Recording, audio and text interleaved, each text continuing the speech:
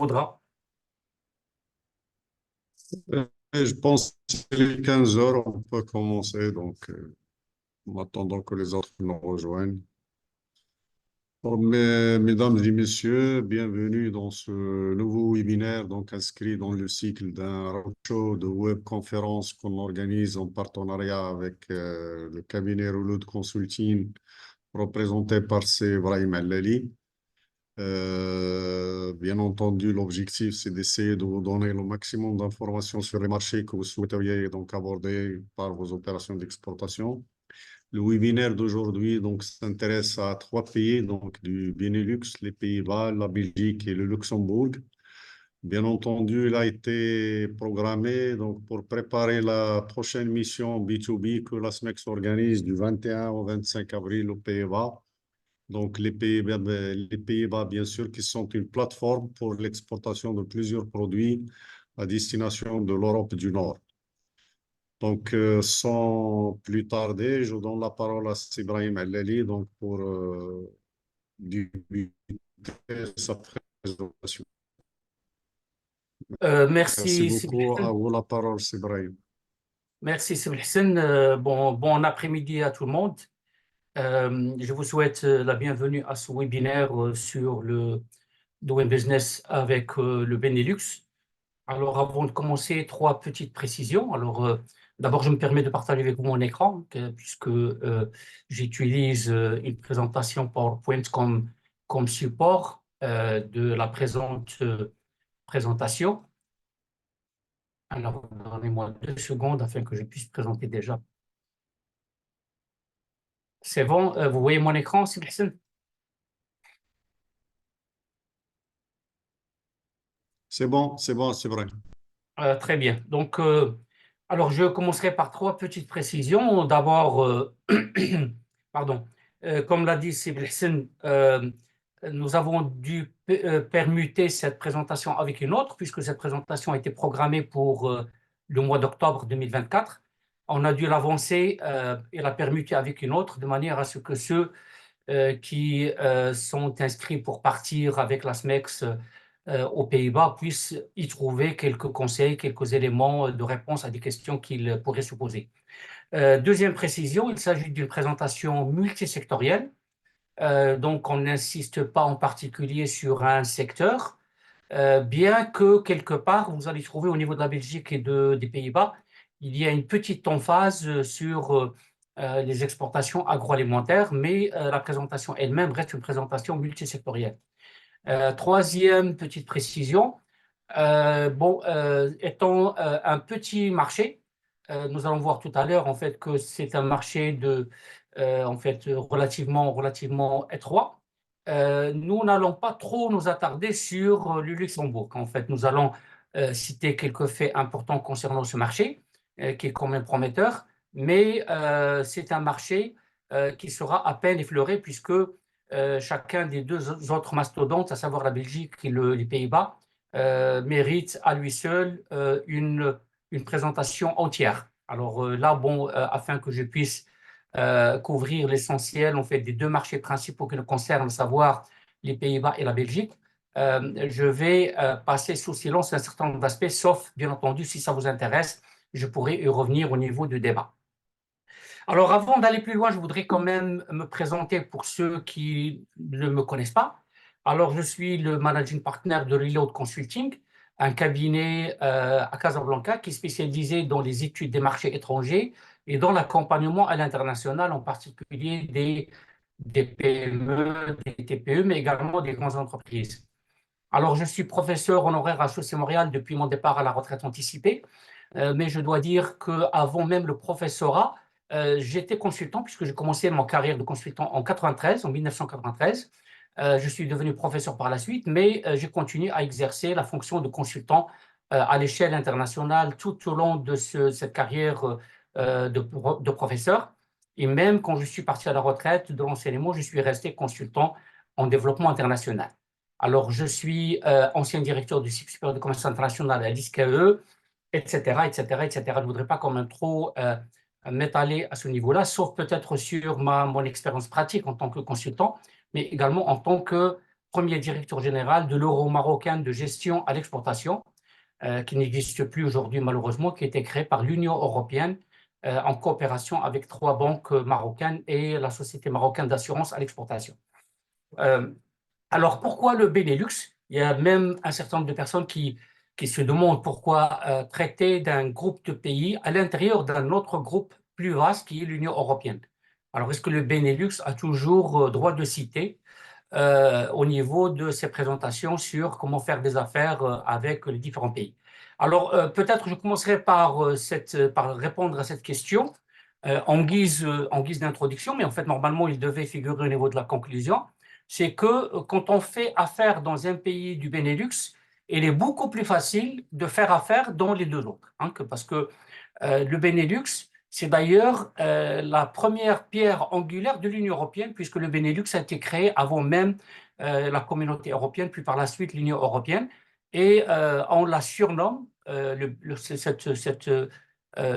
groupement, on le surnomme le laboratoire d'Europe, puisque jusqu'à aujourd'hui, les grandes décisions européennes, on les teste d'abord sur le marché du Benelux avant de les généraliser à l'ensemble des pays de l'Union européenne. Alors, quelques mots sur le Benelux. Alors, il s'agit d'un ensemble économique formé par la Belgique, les Pays-Bas et le Luxembourg. D'ailleurs, vous voyez en fait que le mot Benelux vient d'une lecture acrostiche des 2 premières lettres de chacun des pays membres, savoir la Belgique, Néderlande et Lux. Donc, Benelux, comme vous pouvez le voir, donc le Benelux vient de cette lecture acrostiche, donc en verticale, des noms des 2 premières lettres, en fait, des noms des 3 pays. Il s'agit en fait de 3 monarchies constitutionnelles voisines situées en Europe de l'Est, alors entre la France et l'Allemagne, mais également l'Angleterre est séparée du Benelux juste par un bras de mer. Donc, ce qui fait que c'est un ensemble de pays qui sont coincés entre 3 mastodontes, et de tout temps, ces pays ont cherché à se coaliser de manière à constituer une force de frappe ou un pouvoir important face aux pays voisins. Alors, autrefois, ces 3 pays constituaient un seul pays. Donc, c'était le Royaume-Uni des Pays-Bas entre 1815 et 1830.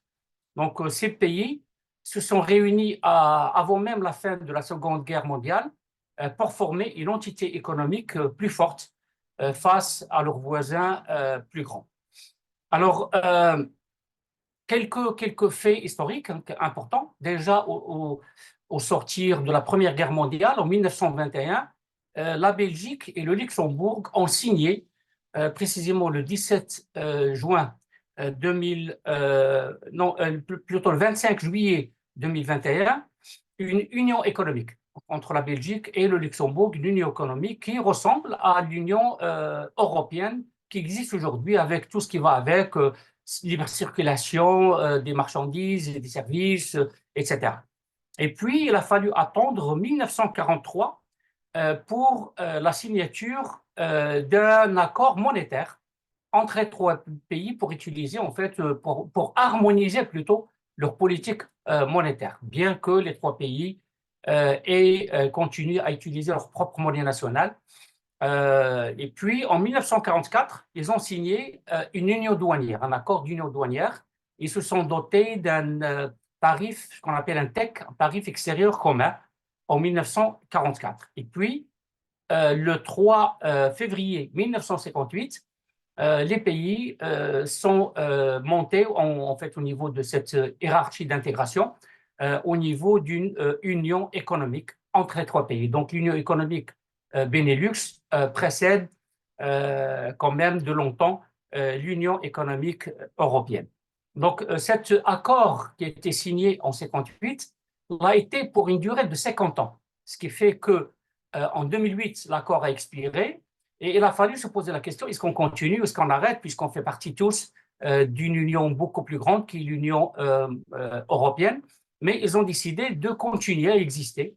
Donc, le traité a été renouvelé en 2008, exactement le 17 juin 2008, pour se focaliser sur la concertation entre les 3 pays pour toutes les questions importantes concernant l'Europe, concernant la politique internationale, concernant plein de choses. Et comme je vous ai dit, comme ce système est bien rodé et tourne à merveille. Chaque fois que la Commission de Bruxelles voudrait lancer une grande réforme, elle la teste d'abord sur le Benelux pour voir quelles seront en fait les implications sur le reste des pays avant de la généraliser à l'ensemble des pays. Bien, alors si on avance un peu, donc comme on a dit, d'ailleurs un petit mot sur les drapeaux, puisque en fait je suis très porté sur l'étude de la signification des drapeaux et tout. Vous voyez déjà le drapeau du Benelux en haut à droite. Bon, vous voyez mon curseur. Alors, ce drapeau, comme vous pouvez le voir, combine les trois drapeaux. Alors, vous voyez en fait le rouge au niveau du drapeau des Pays-Bas, le blanc et le bleu, un bleu un peu plus intense que sur le drapeau du Luxembourg. Et puis, on a la Belgique, qui est un drapeau avec des barres verticales. En fait, cette verticalité a été inspirée par le drapeau français, mais ce sont les mêmes couleurs qu'on retrouve sur le drapeau du duché de Brabant, qui est celui-ci, en fait, le drapeau que vous avez à l'intérieur. Vous avez un drapeau noir, le fond est noir, et vous avez un lion jaune avec des griffes et une langue rouge. Et donc, la Belgique a repris les mêmes couleurs au niveau de son drapeau, ce qui fait que le drapeau du Benelux, en fait, reprend. Vous voyez, en fait, la position du Benelux au niveau de l'Union européenne. C'est au nord de la France, hein, c'est coincé entre la France et l'Allemagne. Voilà. Puis, bon, quelques chiffres clés concernant le Benelux. Alors, vous avez une population de plus de 6,5 millions au niveau du Benelux, un PIB par habitant, en fait, la population de 29 millions, et demi, qui représente plus de 6,5 de la population de l'Union européenne. Et vous avez un PIB par habitant des plus élevés au niveau de l'Europe, qui est de l'ordre de 48 000 euros par personne et par an, qui représente 10%. Vous voyez déjà que la population, 10% pratiquement de l'économie de l'Union européenne, avec une superficie qui est juste de 1,7%. Vous voyez une petite superficie, mais le poids économique du Benelux est très important. Vous voyez ici, vous avez d'autres chiffres ici qui montrent en fait l'importance du Benelux au niveau de l'Union européenne. Les chiffres peut-être les plus importants, vous voyez en fait au niveau de la sécurité sociale, donc 32,3% du PIB du Benelux, qui est important. Et on a un autre chiffre également qui nous intrigue, qui est celui du transport. Et vous voyez au niveau de la navigation intérieure, ça représente 41%, puisque en fait, la navigation, le transport fluvial est très en vogue, très développé, surtout au niveau des Pays-Bas. Et vous avez la navigation maritime. Donc, cette région, le Benelux, compte deux grands ports internationaux d'envergure mondiale qui sont le port de Rotterdam et le port d'Anvers. Donc, le port de Rotterdam aux Pays-Bas et le port d'Anvers en Belgique. Et ça représente plus du 1/4 du total européen, ce qui est énorme pour une superficie qui ne constitue que 1,7%, comme on l'a vu tout à l'heure. Transport aérien également, nous avons deux hubs importants. Vous avez Bruxelles et vous avez Amsterdam Schiphol, ou Schiphol, comme on le prononce en néerlandais, qui quand même constitue en fait plus d'un tiers du transport européen. Voilà donc quelques instances de l'Union du Benelux, parce que le Benelux, ça n'est pas juste une coquille vide, hein, c'est un groupement avec ses propres instances.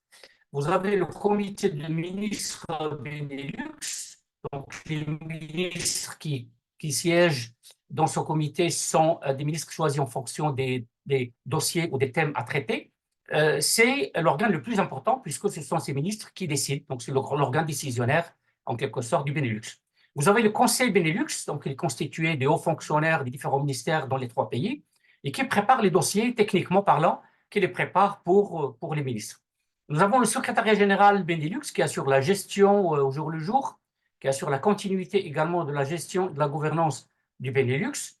Vous avez l'Assemblée interparlementaire, hein, c'est la coopération entre les parlements des trois pays sur les grandes questions, ce qui fait que la plupart du temps, vous avez les pays du Benelux qui arrivent avec une voix unique, avec une voix concertée au niveau des différentes instances européennes. Et vous avez la Cour de justice Benelux qui est justement chargée de l'interprétation du traité de l'Union Benelux. Et le Benelux dispose de son propre office de la propriété intellectuelle, auprès duquel on enregistre les marques des produits, des services, les logos, les inventions, etc. Et puis qui sont généralisés par la suite à l'ensemble des pays de l'Union européenne. Alors, vous avez les secrétaires généraux actuels au niveau du secrétariat général du Benelux, hein, que chacun représente, vous avez en fait celui de la Belgique, Michel Etienne Telemans, vous avez Frank Wiekels des Pays-Bas et vous avez Jean-Claude Meyer du Luxembourg. Voilà, donc quelques chiffres encore une fois qui montrent l'importance de cette région. Vous avez en fait les 3 pays composantes du Benelux. La capitale, Belgique, Bruxelles, ça vous le savez, c'est 1 200 000 environ. Amsterdam, a un peu plus de 800 000 habitants. Luxembourg, 132 000 ou 133 000 habitants. Donc la capitale du Benelux, c'est Bruxelles, donc c'est le siège qui a été choisi par le secrétariat du Benelux et par les différentes instances, y compris la Cour de justice et tout le reste. Population, donc vous avez ici les populations des différents pays, avec la population totale en 2021 qui avoisinait les 30 millions d'habitants. Densité, l'une des plus élevées au monde, surtout aux Pays-Bas, avec 422 habitants au kilomètre carré. Superficie totale, 75 000 kilomètres carrés, dont plus de la moitié est accaparée par les Pays-Bas. Vous avez, bon, d'ailleurs, lorsqu'on parle des Pays-Bas, en fait, il y a une différence quand même entre Pays-Bas et Hollande. Il y a beaucoup de gens qui se posent la question, donc, quelle est la différence entre les deux? Alors, la Hollande, c'est la partie méridionale et septentrionale des Pays-Bas. Hein, c'est les départements Haute-Mer, si on peut les appeler ainsi. Et ça correspond à 2 divisions sur 12 que comptent les Pays-Bas. Donc, lorsqu'on dit Pays-Bas, c'est l'ensemble. Lorsqu'on dit Hollande, on vise essentiellement la partie méridionale et septentrionale. Taux d'urbanisation, l'un des plus élevés au monde également, puisque du fait de la distance entre les fermes et les villes, la plupart des agriculteurs se sont urbanisés avec le temps et puis ils considèrent en fait les fermes comme étant le lieu de travail, se déplacent le matin et reviennent l'après-midi à leur domicile. Alors PIB, vous voyez au fait que le PIB des Pays-Bas est presque le double en fait de celui de la Belgique. Déjà la Belgique, 593 milliards de dollars. Alors au niveau des Pays-Bas, 1013 milliards de dollars en 2021. Luxembourg, 85 milliards, mais vous voyez en fait du fait de la population relativement limitée au niveau des Pays-Bas, vous avez le PIB par habitant le plus élevé au monde. Donc, le premier pays, en fait, le monde occidental, hein, que je dois quand même nuancer, avec plus de 133 000 dollars par tête d'habitant. Donc, vous voyez que même avec un PIB total qui est inférieur à celui des autres membres, le PIB par habitant est l'un des plus élevés. Et vous avez en fait au niveau du Benelux tout entier, vous avez un PIB par habitant de plus de 56 000 dollars en 2021. Bon, rapidement, on a dit la capitale du Benelux, c'est Bruxelles. Langue officielle, le néerlandais et le français, avec une très dominance du néerlandais.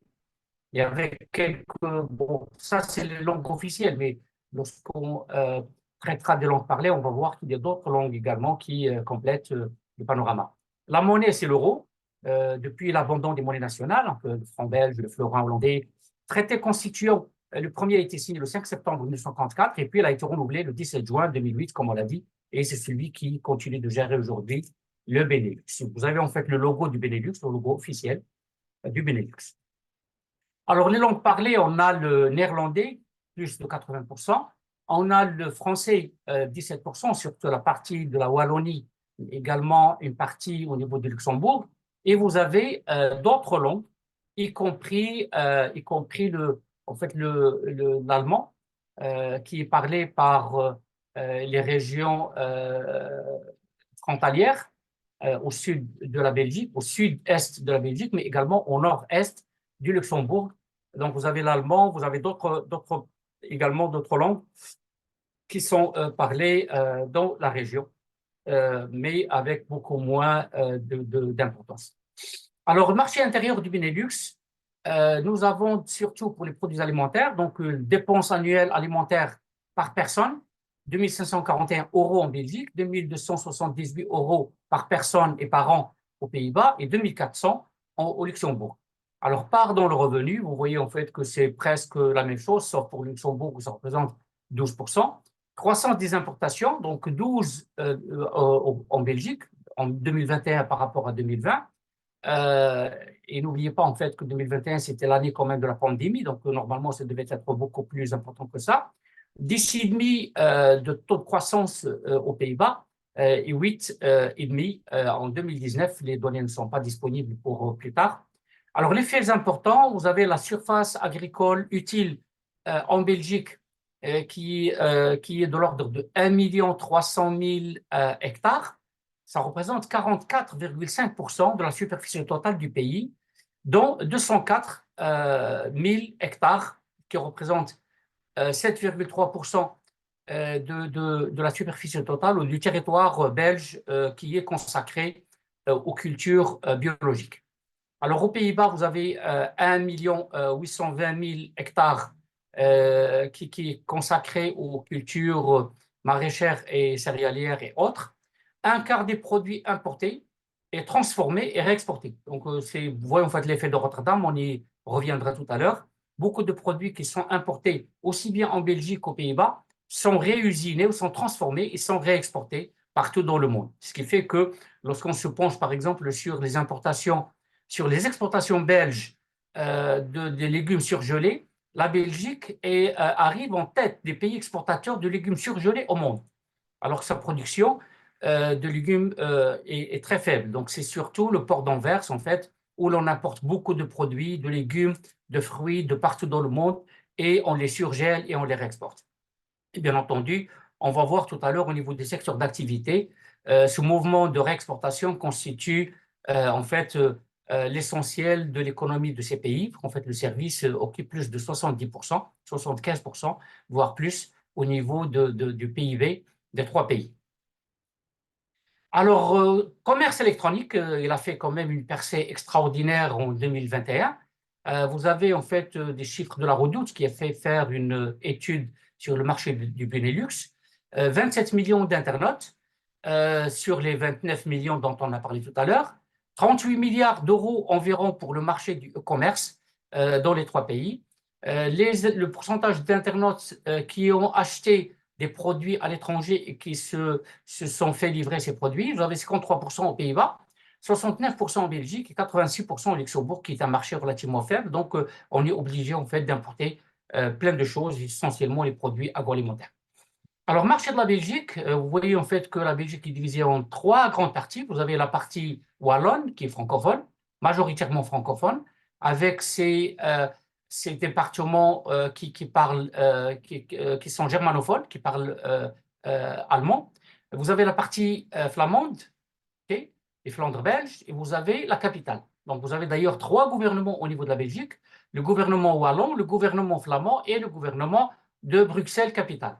Donc, lorsqu'il s'agit de prendre des décisions par rapport à l'exportation, par rapport à quoi que ce soit, il faut se renseigner sur les réglementations par rapport à chacune des parties, puisqu'ils varient considérablement, en fait, selon les trois parties. Vous avez le drapeau, j'en ai parlé tout à l'heure, et je vous ai parlé du drapeau du duché de Brabant. Vous avez en fait le fond noir, le tigre, en fait le lion jaune, et puis la langue et les griffes qui sont rouges. Et ça, d'ailleurs, c'est ce qui a été repris au niveau du drapeau de la Belgique, comme je l'expliquais tout à l'heure. Le secteur d'activité en Belgique, donc on a l'agriculture qui constitue juste 0,7%, donc moins de 1%. Vous avez l'industrie 22%, et vous avez surtout les services avec 77%. Donc, services de toute nature, on va voir tout à l'heure ce qui est dans les services. Surtout, vous avez le transport, vous avez ce mouvement en fait d'import-export sur le port d'Anvers, et vous avez la technologie, vous avez comment on appelle en fait les TIC, les technologies d'information et de communication, ainsi de suite. Secteur agricole en Belgique, donc on a parlé tout à l'heure de la surface agricole utile. les cultures biologiques, donc les principaux produits agricoles qui sont produits par la Belgique, sucre, betterave, le lait, pommes de terre, viande porcine, les choux, volailles, maïs, orge, poire, etc. Ce sont les principaux produits qui sont en fait la Belgique produit et exporte. Alors, secteur industriel en Belgique, donc principaux produits industriels, qu'est-ce qu'on a? On a les produits d'ingénierie métallique, surtout d'ingénierie, ça rentre dans les services, on l'a dit tout à l'heure, mais c'est lié à l'industrie, donc on l'a mis avec l'industrie. Assemblage de véhicules automobiles, il y a beaucoup en fait, d'usines d'assemblage. En fait, vous avez les usines françaises, mais également d'autres usines, hein, que les usines japonaises, allemandes. Matériel de transport, des instruments scientifiques, aliments et boissons transformés, les produits chimiques, produits pharmaceutiques, les métaux communs, textiles, verre, pétrole, etc. Pétrole, oui, ça ne devrait pas normalement vous étonner puisque les deux ports qui constituent les plaques tournantes du commerce du pétrole euh, au monde sont surtout Anvers et Rotterdam, où le pétrole arrive au port, on y ajoute un certain nombre d'additifs et on le réexporte un peu partout dans le monde, surtout en Afrique et dans d'autres pays. Le pétrole arrive via les ports d'Anvers et de Rotterdam notamment. Secteur des services, alors le secteur des services en Belgique occupe 75%, représente 75% du PIB et le plus grand nombre de salariés. Alors on a le commerce, les transports, vous avez l'ORECA, alors l'hôtellerie, restauration et café couvre la plus grande part du marché de l'emploi dans ce secteur, puisque en fait la Belgique mise beaucoup sur le tourisme, suivi par l'administration publique, l'enseignement et les services aux entreprises. Les métiers les plus courants en Belgique que vous risquez de rencontrer, en fait, si vous vous posez la question, vous avez les employés du bureau, que ce soit au niveau de l'administration publique ou au niveau du secteur privé, les vendeurs en magasin, les aides ménagères, les agents d'entretien dans les bureaux, les enseignants. Ce sont en fait les principales carrières au niveau, au niveau du secteur des services. Alors, la grande distribution en Belgique, on a le mastodonte de la distribution, de la grande distribution en Belgique, Colruyt, une entreprise belge, qui occupe plus de 25% de parts de marché et avec des points de vente qui dépassent les 630. Vous avez Deleuze, bon, les deux sont des entreprises familiales, hein, les deux, parce que le mouvement de famille en affaires en Belgique est très développé. Donc, vous avez Deleuze avec une part de marché de 23% et 825 points de vente.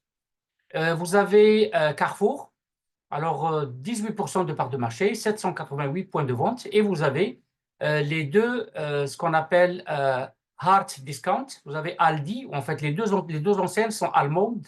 Vous avez Aldi avec une part de marché de près de 11%, et vous avez Lidl avec une part de marché d'environ 7,5% de l'ensemble de la grande distribution. Donc au niveau de la Belgique, vous voyez en fait que ces trois mastodontes couvrent bien l'essentiel du marché. Alors, les dépenses alimentaires des Belges sont estimées, comme on l'a dit tout à l'heure, à 2 541 euros par personne et par an, soit 9,7% des revenus. Les importations alimentaires ont augmenté de 12% par rapport à 2020. Et vous avez, surtout du fait de la pandémie, un mouvement qui commençait déjà à poindre avant la pandémie, mais qui s'est creusé avec la pandémie de Covid-19. 83% de la population, soit plus de 4 personnes, 4 Belges sur 5, cuisinent chez eux. Et seulement 13% commandent à l'extérieur. Donc, vous avez quand même une tendance qui est extrêmement importante pour l'achat de produits, puisque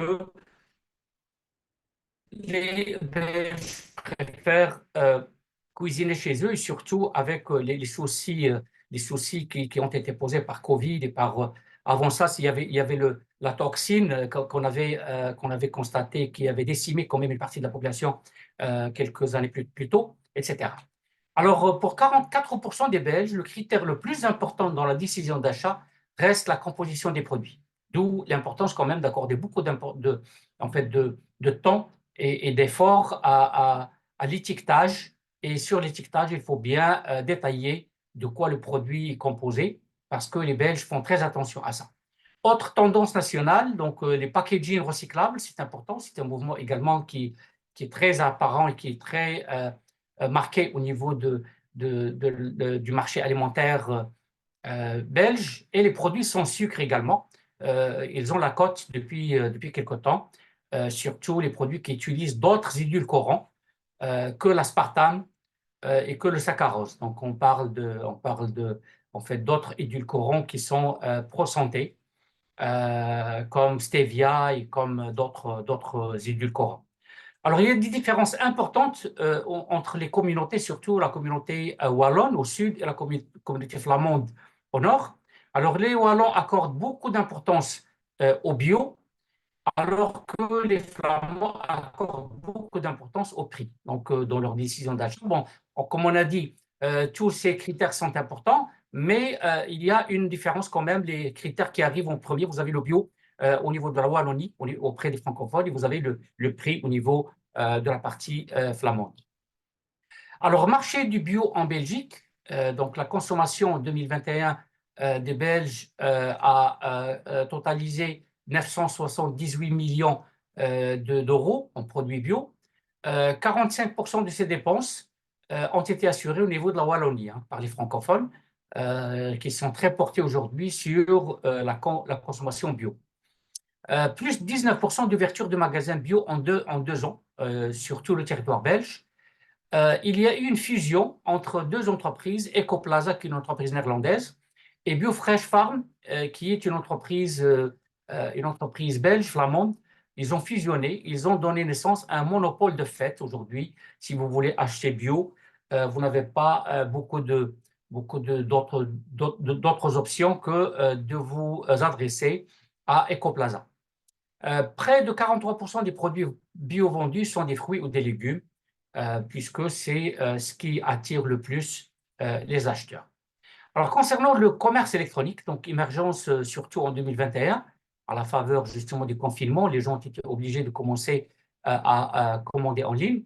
Donc, en 2021, il est estimé à 1,3 milliard d'euros plutôt. Et puis, il y a de nouveaux acteurs qui sont arrivés. Vous avez Gorillas, vous avez Ding Dong, en plus de celui qui existait auparavant et qui était sur place, qui s'appelait Picnic, on va le voir tout à l'heure. Mais les autres qui sont déjà en place, vous avez Carrefour et Colruyt et également Delhaize, ont commencé à investir massivement dans le commerce électronique, puisque c'est devenu aujourd'hui une exigence des consommateurs. Alors, 12% des Belges ont fait des achats alimentaires en ligne en 2021. Confinement oblige, donc 12%. Et je trouve que c'est un pourcentage sous-estimé. Ça ressort d'une étude de la Redoute, mais elle est sous-estimée à mon avis. Le segment 25-54 ans est celui qui commande le plus en ligne. Alors, marché des Pays-Bas, rapidement, on a dit que pour en fait, les Pays-Bas étaient déjà un pays souverain et qui couvrait la Belgique et le Luxembourg, donc le royaume des Pays-Bas, c'est comme ça qu'on l'appelait. Mais ce que beaucoup de gens ignorent, c'est que les Pays-Bas étaient sous domination espagnole jusqu'en 1851. 1651, excusez-moi. 1651. Alors, 1651, il y a eu une révolte, un mouvement d'indépendance conduit par Guillaume Ier, qui était en fait des Pays-Bas qui s'appelle Orange. Orange, alors pourquoi Orange? D'ailleurs, ce drapeau lui-même était celui qui était choisi par Guillaume Ier, à une petite différence près, c'est que la partie rouge était orange. Et vous voyez que jusqu'à aujourd'hui, l'équipe des Pays-Bas continue de porter le maillot orange, parce que le rouge, en fait, on a fait le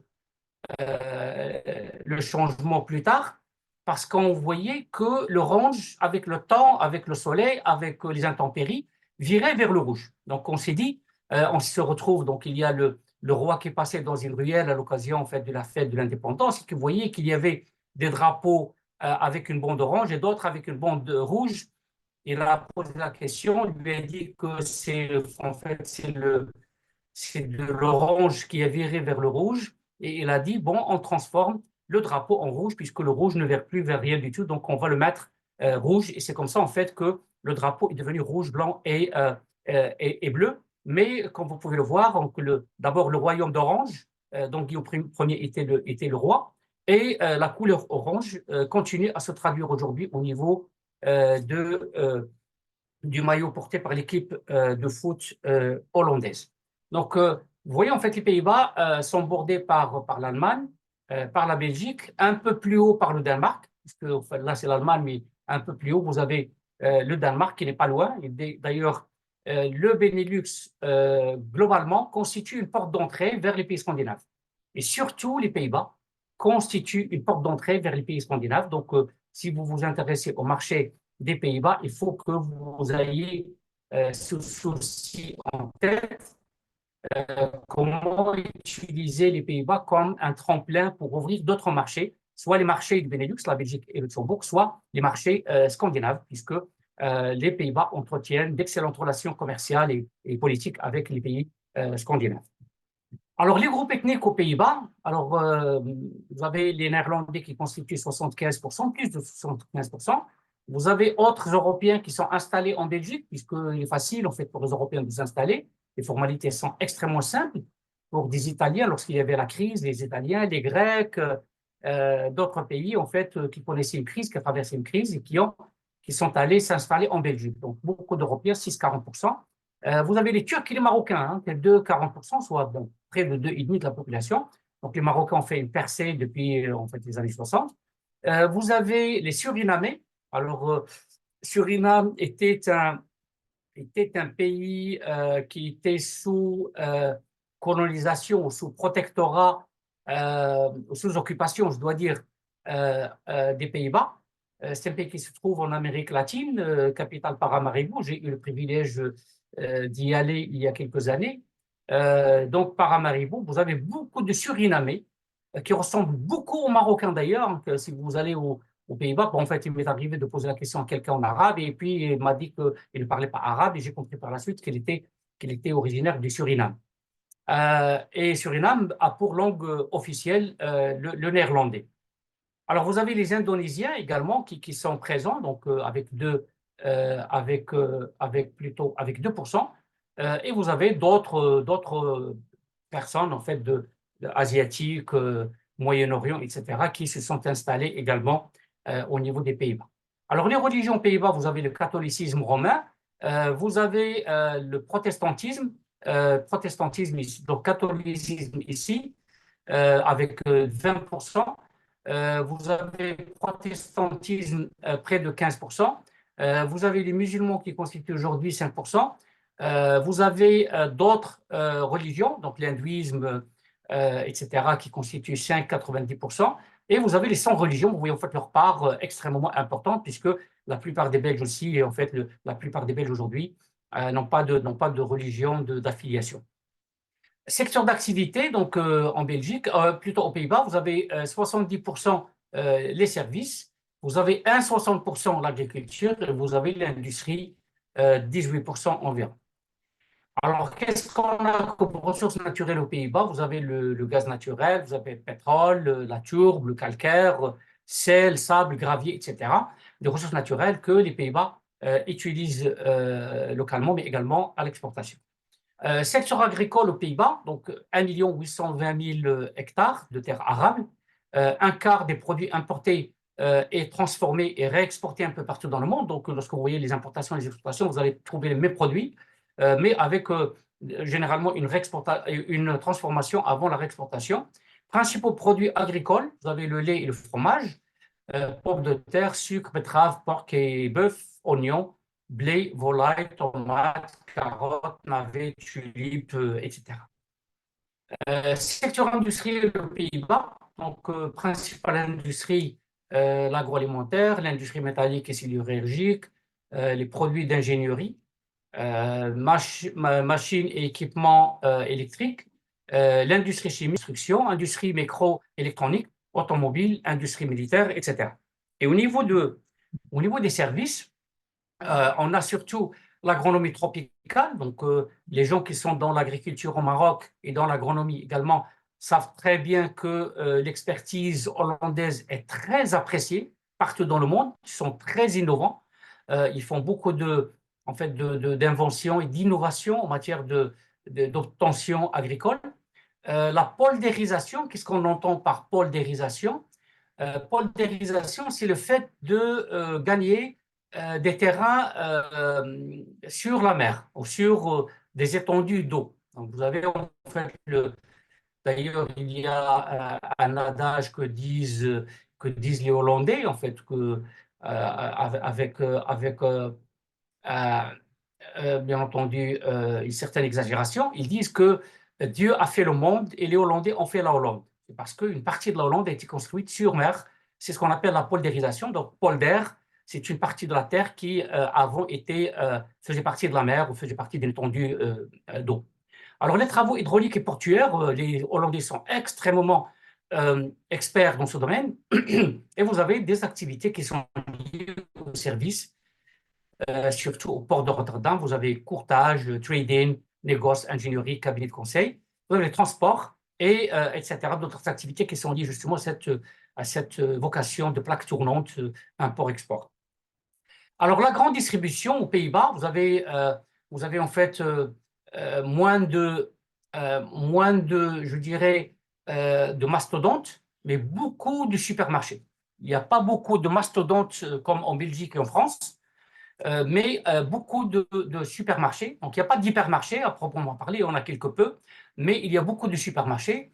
Les plus importants sont Jumbo, parce que le J ne se lit pas en néerlandais. Vous avez Jumbo, vous avez Albert Heijn, et vous avez les hard discounters dont j'ai parlé tout à l'heure, Lidl et Aldi, qui sont en fait des enseignes allemandes. Alors, qu'est-ce qu'on peut dire au niveau du marché des produits alimentaires? Donc, d'ailleurs, les Pays-Bas sont le 4e plus grand importateur de produits agroalimentaires au monde. C'est parce que l'essentiel n'est pas destiné à la consommation locale, mais à la réexportation, comme je le disais tout à l'heure. Et le premier au monde par tête d'habitant. Premier importateur de produits agroalimentaires au monde par tête d'habitant. La plupart des importations sont réexportées, comme je l'ai dit. Donc, ce qu'on a, c'est le fait, en fait, pour un pays d'importer un produit qui n'est pas destiné au marché local, qui passe la douane, mais qui est réexporté. Ce qui fait que ces statistiques, généralement, figurent au niveau des importations, mais également au niveau des exportations. Dépenses alimentaires moyennes 2278. Les importations alimentaires ont augmenté en 2021 de 10,5%, comme je le disais tout à l'heure. Donc, la pandémie a changé un peu les habitudes de consommation des Néerlandais, qui sont plus portés aujourd'hui sur la cuisine, donc à domicile. Parmi les critères, en fait, en plus des critères dont j'ai parlé tout à l'heure, il y a les labels comme Better Leven. Alors, Better Leven, c'est une sorte de certification pardon, qui s'applique aux produits laitiers et également aux produits de viande, volaille, viande bovine, viande porcine et tout, et qui atteste que ce produit a été obtenu sans porter préjudice à l'animal. Donc, en fait, si par exemple l'animal a été tué pour obtenir ça, on a utilisé des produits anesthésiants et que en fait, l'animal n'a pas souffert. Ça s'applique également aux œufs. D'accord? Donc, c'est une certification avec un certain nombre de normes. Donc, si vous voulez en savoir davantage, il suffit en fait d'aller sur le site de Better Leven et vous allez trouver énormément d'informations sur comment obtenir. Alors ça, c'est l'un des critères d'achat les plus importants, bien entendu, le prix. On a dit déjà les produits pro-santé, le prix, l'origine, le mode de production, les labels sont les critères d'achat les plus importants des Néerlandais. Alors, demande croissante pour les produits bio et sains, les produits innovants, les produits végans et éco-friendly, en fait, les produits qui respectent l'environnement. Les marques des distributeurs sont très présentes, surtout pour les plats cuisinés, et bien entendu sont très prisés également puisque c'est un gage de garantie que le produit a en fait rencontré le minimum d'exigence des acheteurs. Marché bio, donc marché des aliments bio emballés, est estimé en 2021 à 1,1 milliard. Elle a connu une croissance de 3,8% en 2021. Cinquième plus grand important marché européen et huitième à l'échelle mondiale pour les produits bio.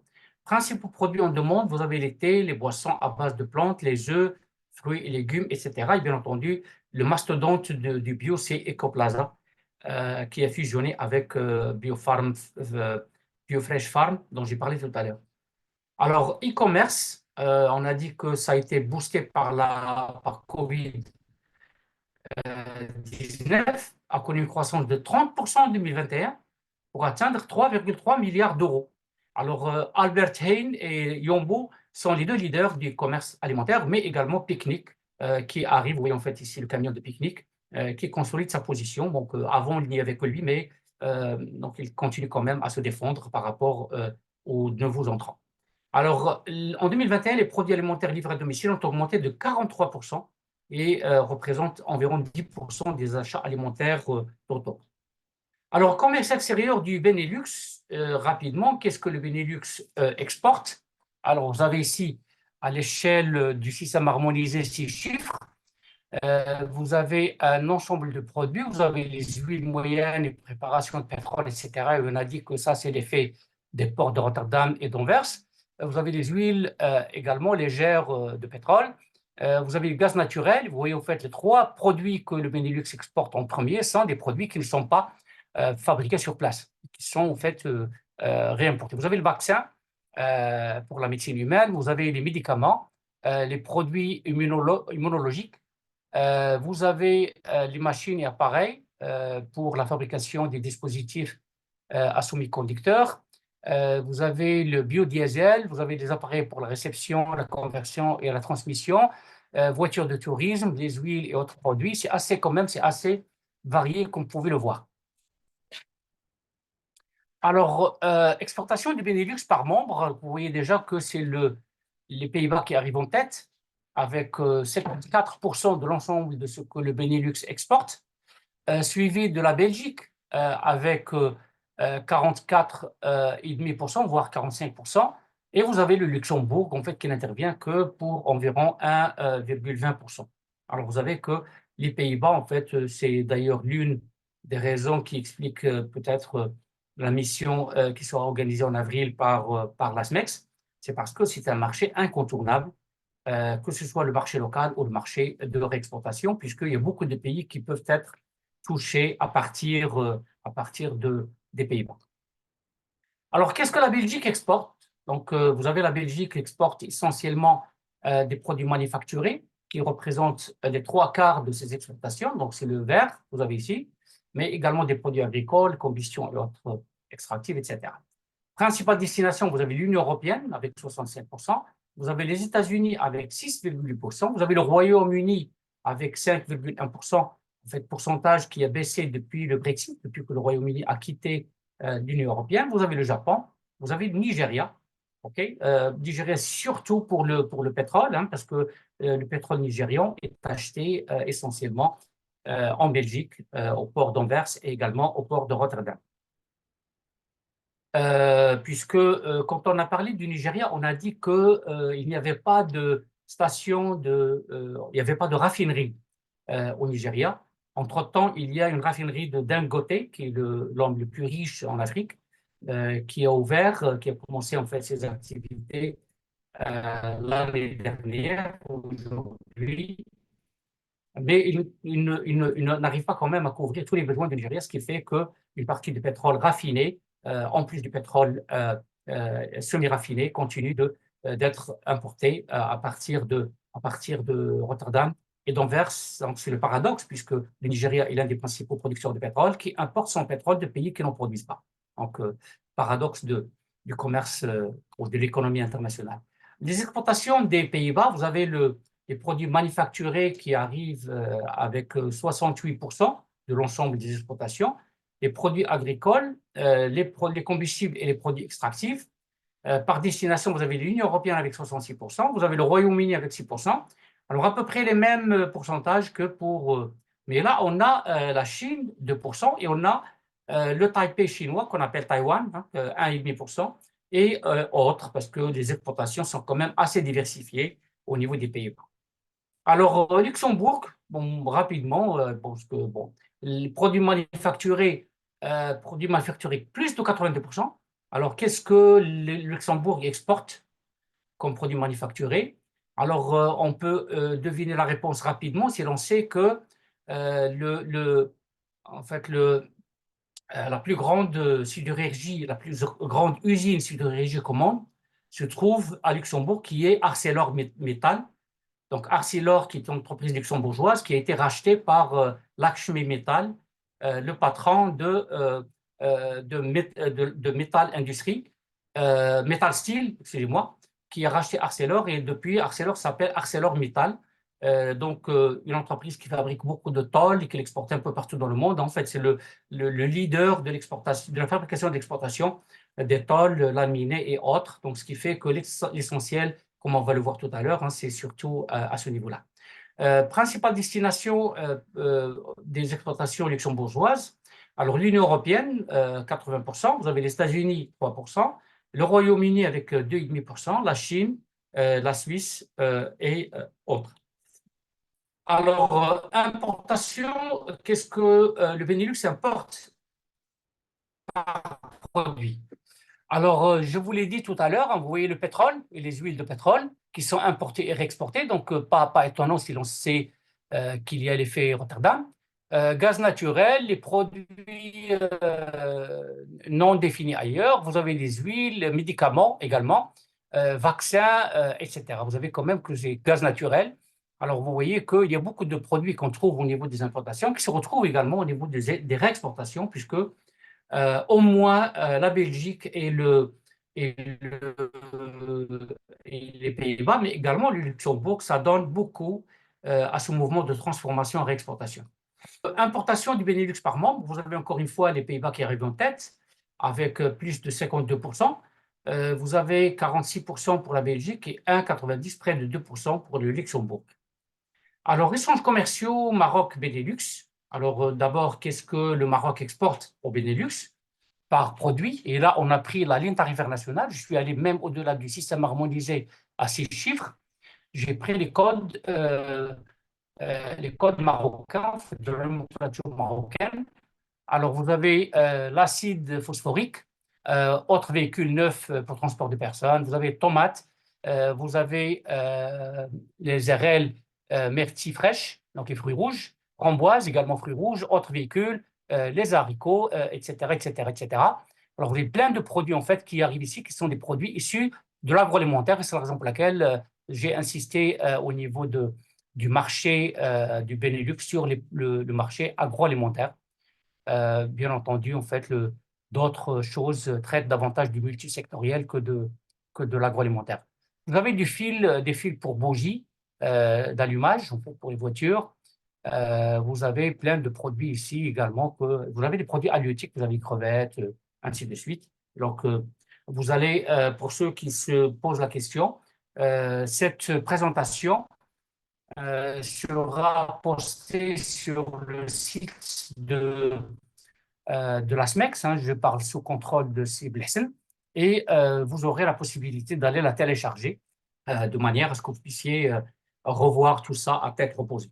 Alors, les exportations marocaines par pays, alors vous avez surtout les Pays-Bas qui arrivent en tête avec 883 millions, puisque c'est en milliers de dollars, donc 883 millions. Et vous avez la Belgique qui arrive juste après avec 802 millions et le Luxembourg loin derrière avec 6,5 millions de dollars en 2022. Alors, exportation marocaine au Benelux par pays, vous voyez que le Benelux, en fait, le Luxembourg ne constitue que 0,40% contre 52% pour les Pays-Bas, qui constituent notre principal marché au niveau du Benelux, mais qui est suivi de près quand même par la Belgique. Alors, le Maroc exporte vers la Belgique, hein, si on essaie de voir les pays un par un. Vous avez en fait une configuration qui ressemble un petit peu à celle du Benelux en entier. Acide phosphorique qui arrive en tête, vous avez autres véhicules, vous avez un produit, en fait, ce qu'on appelle phosphate diamonique, vous avez autres véhicules neufs pour transport de personnes, les jeux de fil pour bougies, mal de cobalt, produits intermédiaires, etc. Donc là, essentiellement des biens intermédiaires qui entrent dans la fabrication d'autres produits, puisque en Belgique, il y a plusieurs unités d'assemblage et beaucoup de pièces détachées proviennent du Maroc, bien entendu, en plus de tous produits dérivés des phosphates. Alors, le Maroc exporte ça, mais il pourrait en exporter davantage. En fait, ça, c'est mon temps fort, en fait, une partie que j'aime beaucoup, hein, c'est pour quantifier ce que le Maroc pourrait faire en plus par rapport à ce qu'il fait déjà. Vous voyez, si on va au tableau interactif, hein, juste pour que vous puissiez voir euh, le, ce tableau interactif. Alors, vous voyez que pour les voitures de tourisme, vous avez même le code du système harmonisé à 6 chiffres, voitures de tourisme et autres véhicules conçus pour le transport de personnes. Il y a un potentiel théorique de 264 millions de dollars. Le Maroc n'en exporte aujourd'hui que 144 millions, donc il reste un potentiel inexploité de 120 millions. Et vous avez d'autres produits. En fait, j'ai mis le lien de manière à ce que vous puissiez aller voir pour votre produit, puisque je ne peux pas couvrir tous les produits. Alors là, l'avantage de ça, c'est quand vous passez le curseur, on vous dit quel est le potentiel minimum, hein, que je dois quand même le préciser comme je le fais à chaque fois. C'est le potentiel minimum. Donc, vous allez voir que pour un certain nombre de produits, on va au-delà de 100%, voire même au-delà de 200%. Et puis, on a un potentiel inexploité restant qui est important. Et vous avez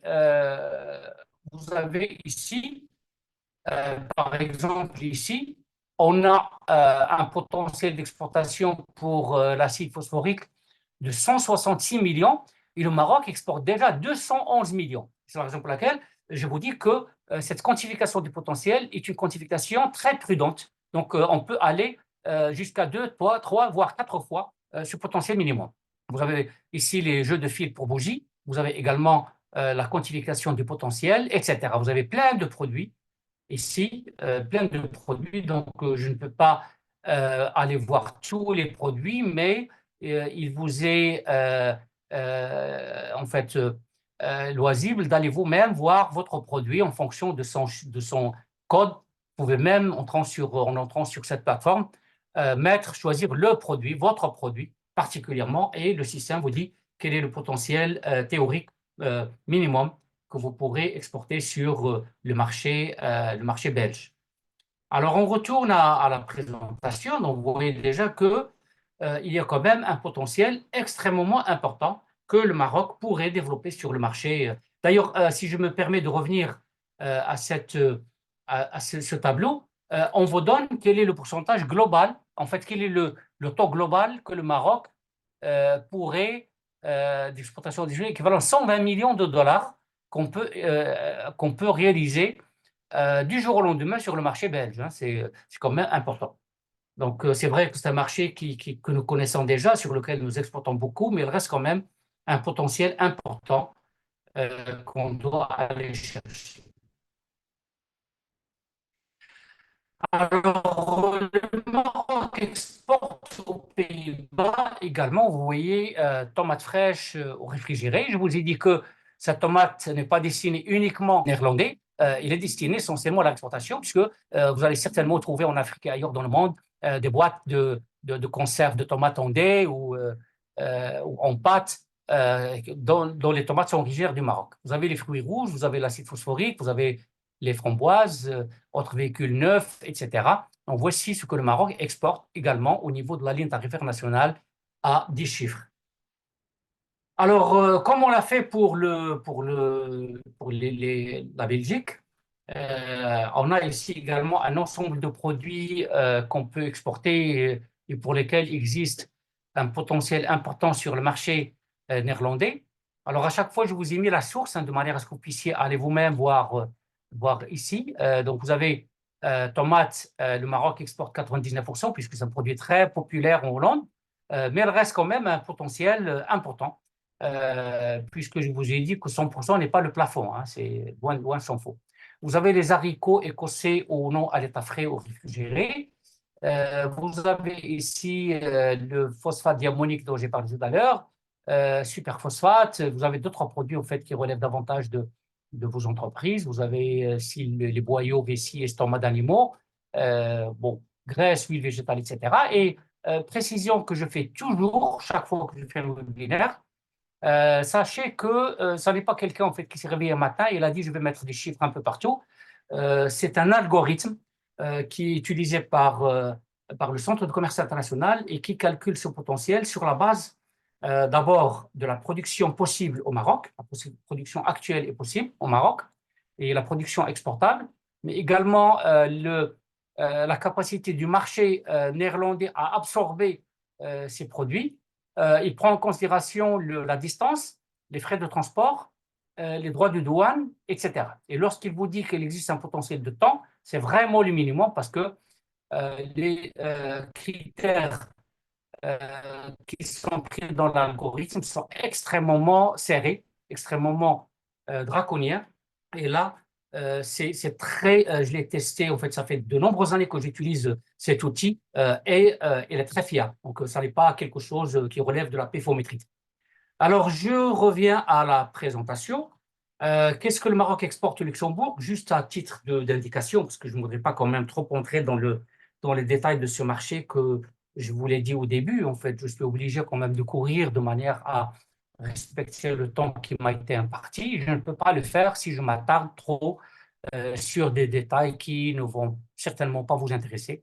Et si ce n'est pas le cas, bon, vous le dites au niveau du débat, s'il vous plaît. Donc, qu'est-ce que le Maroc exporte? Donc, autres tableaux, panneaux et supports électriques, déchets d'aluminium. Pourquoi? Parce qu'on a parlé d'Arcelor. Hein, donc, ça n'est pas quelque chose d'étrange que le Luxembourg importe un peu partout les déchets d'aluminium, autres véhicules neufs, etc. Déchets et débris de zinc, si, plastique fraîche, non, pastèque fraîche, autres meubles, etc., etc. Donc, vous voyez ici que il y a un certain nombre de produits en fait qui disposent d'un potentiel puisque, comme vous pouvez le voir, en fait, toutes les lignes qui sont ici sont des lignes correspondent. Et ça, c'est juste une partie, c'est une capture d'écran. Ce sont des lignes qui correspondent à ce que le Luxembourg pourrait acheter du Maroc et qu'elle n'achète pas aujourd'hui puisque le Maroc les exporte ailleurs. Alors, vous voyez ici déjà également la même chose, beaucoup de produits, même si c'est un petit marché, mais c'est un marché qui a un pouvoir d'achat extrêmement élevé. Donc, vous avez ici un ensemble de produits qui sont, vous avez même les moules, fumés, congelés, etc. Pardon. Les conserves de sardines. Excusez-moi.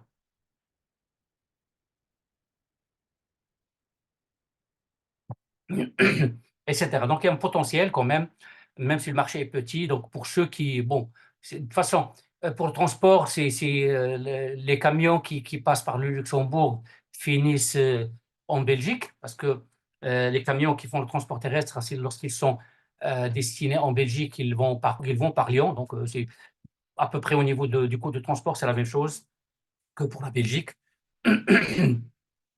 Même un peu moins, puisque la distance est moindre. Alors, on retourne encore une fois à la présentation. Importation marocaine depuis le Benelux, je ne vais pas m'attarder là-dessus parce qu'il nous reste quand même des choses à voir et je dois finir rapidement. Donc, vous avez ce que le Maroc importe depuis le Benelux, donc les fils de cuir affinés et dorés. Alors, sauf doré plutôt, sauf doré. Vous avez les fils en cuivre affiné, laminés, etc. Tracteurs routiers, vous avez les supercarburants sans plan, autres déchets et débris, autres fromages, etc. Vous avez en fait des produits qui sont normalement regroupés, qui sont exportés par les trois pays. Donc, c'est juste pour vous montrer l'importance en fait du commerce qui est fait par le Maroc avec ce groupe de pays. Alors, depuis la Belgique, vous allez voir en fait les fils en cuivre plutôt, tracteurs, polyuréthane, acide sulfurique, lait écrémé en poudre non sucrée, etc. Et là également, c'est au niveau de la ligne tarifaire nationale marocaine. Alors, potentiel d'importation, donc vous voyez qu'il y a beaucoup de produits que le Maroc pourrait exporter. Bon, il y a le lien vers le tableau interactif, mais je ne vais pas y aller, hein, juste pour vous dire, bon, il y a quand même une grande partie foncée correspond à ce que le Maroc importe réellement à l'heure actuelle. La partie pâle correspond au potentiel qui reste à explorer. Et là, vous voyez que le potentiel est très important pour la plupart des produits. Alors, qu'est-ce que le Maroc importe depuis depuis les Pays-Bas, pardon.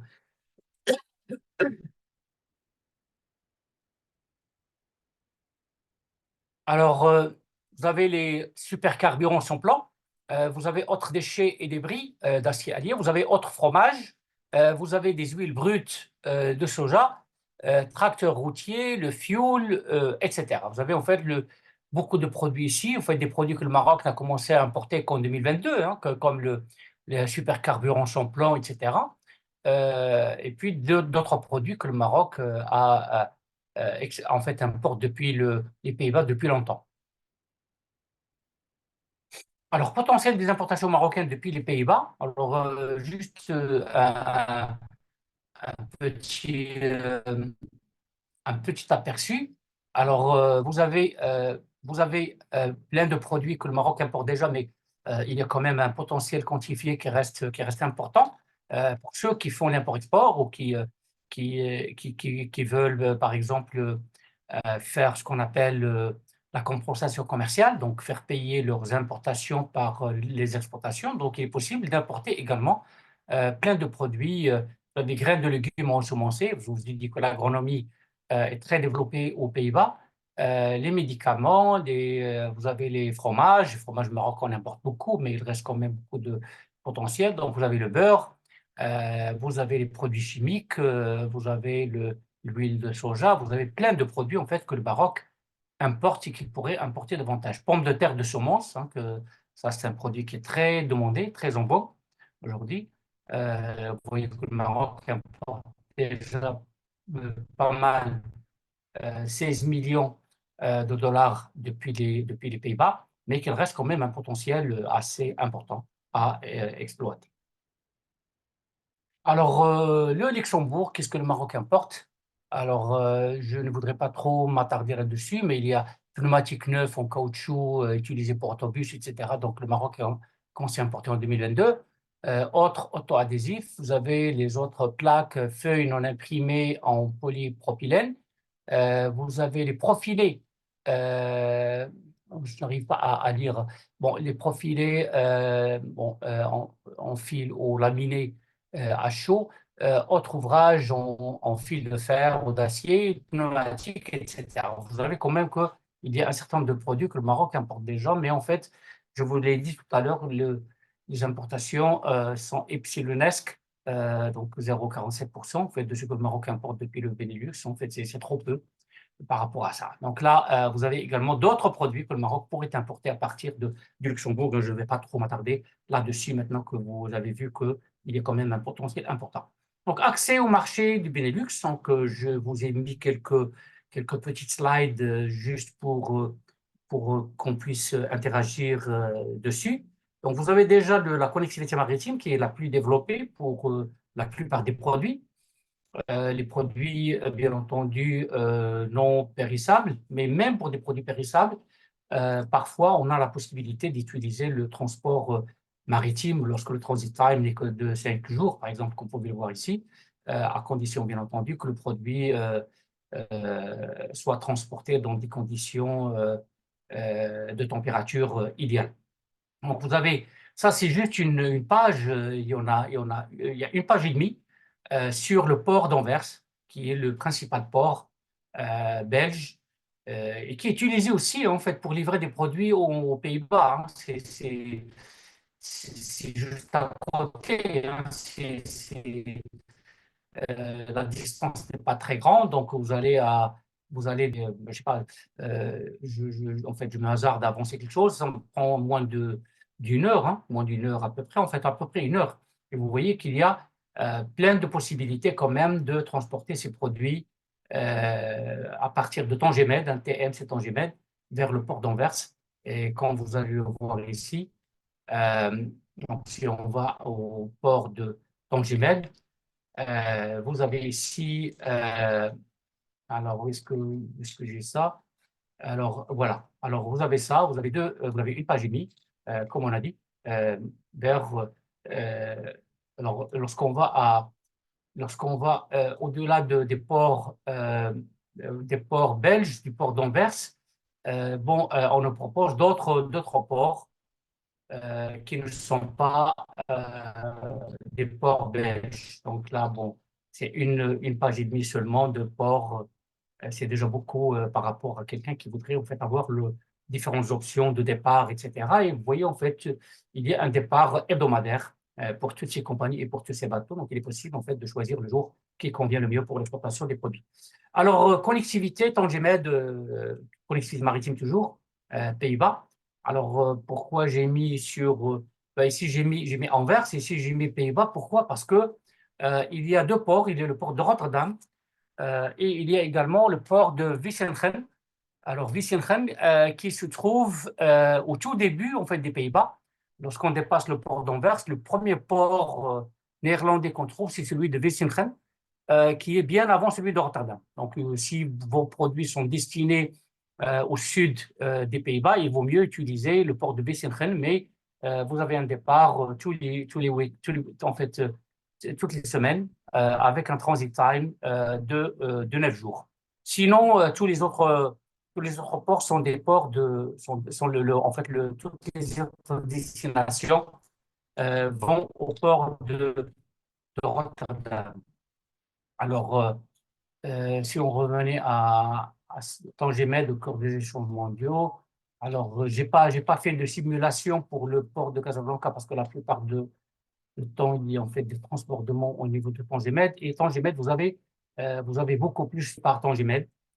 Euh, d'accord, donc vous avez ici Rotterdam, vous avez Wissenkren, et vous avez là également deux pages, moins de deux pages, une page et demie environ, pour les ports des Pays-Bas, si vous voulez exporter vos produits sur les Pays-Bas, sur le nord des Pays-Bas ou le centre des Pays-Bas, surtout la région, j'ai oublié tout à l'heure de vous en parler, en fait, la région la plus importante au niveau des Pays-Bas, avec votre permission, je vais me permettre de revenir à la page où j'avais commencé à parler des Pays-Bas. Alors, c'était ici hein, là où je montrais la carte. Voilà. Alors là, je vais vous montrer la carte. En fait, la région la plus importante au niveau des Pays-Bas, c'est ce quadrilatère contenu entre Amsterdam, La Haye, Rotterdam et Utrecht. Donc, voici les poumons économiques, comme on les surnomme, les poumons économiques des Pays-Bas. D'accord? Donc La Haye, d'ailleurs, j'ai oublié de vous dire tout à l'heure que la capitale des Pays-Bas, c'est Amsterdam, mais le siège du gouvernement et toutes les instances gouvernementales sont à La Haye. D'accord? Donc, ça, c'est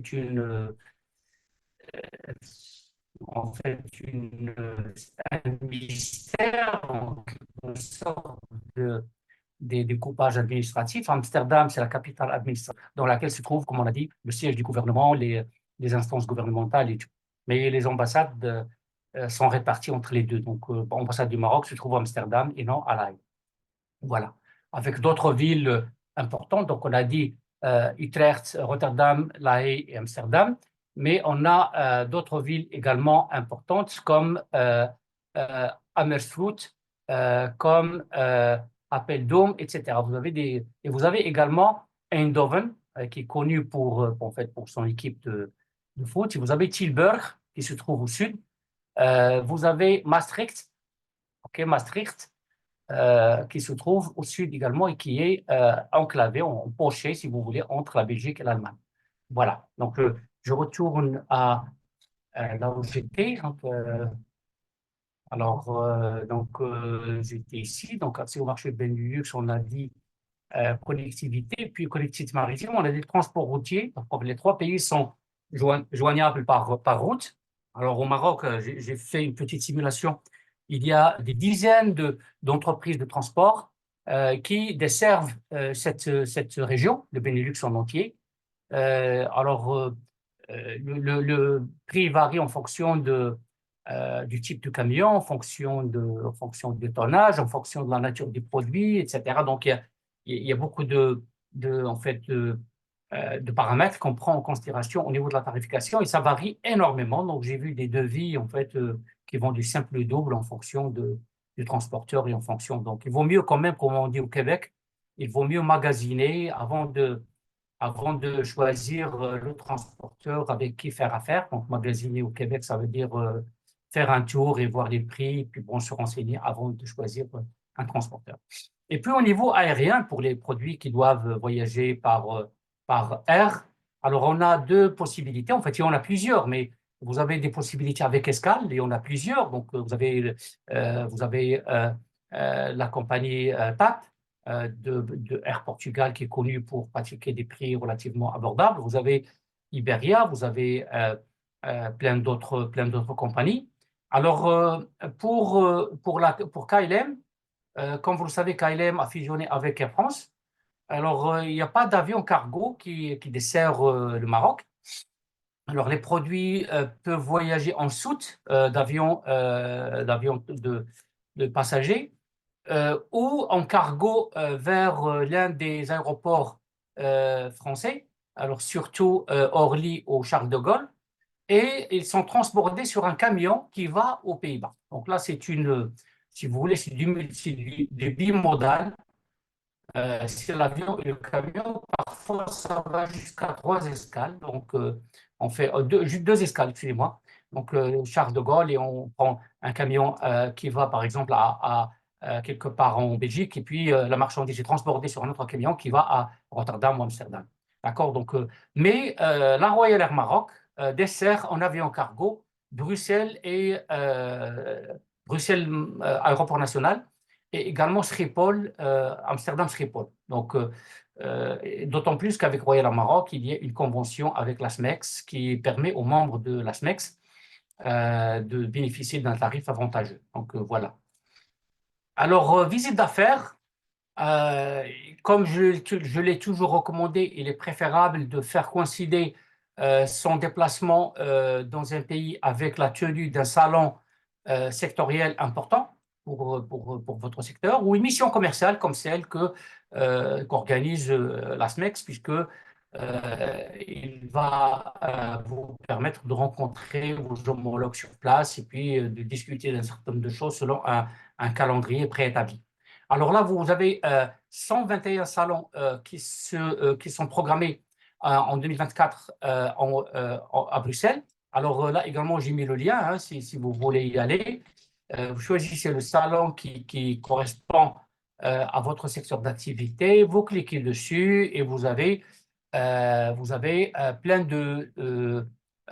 d'informations sur comment, en fait, quel est l'organisateur, quand est-ce que ce sera tenu. Vous avez le lien pour contacter l'organisateur, demander le prix, etc. Les conditions, vous avez l'email, vous avez plein de choses qui vous permettent de savoir à quoi vous en tenir. Alors,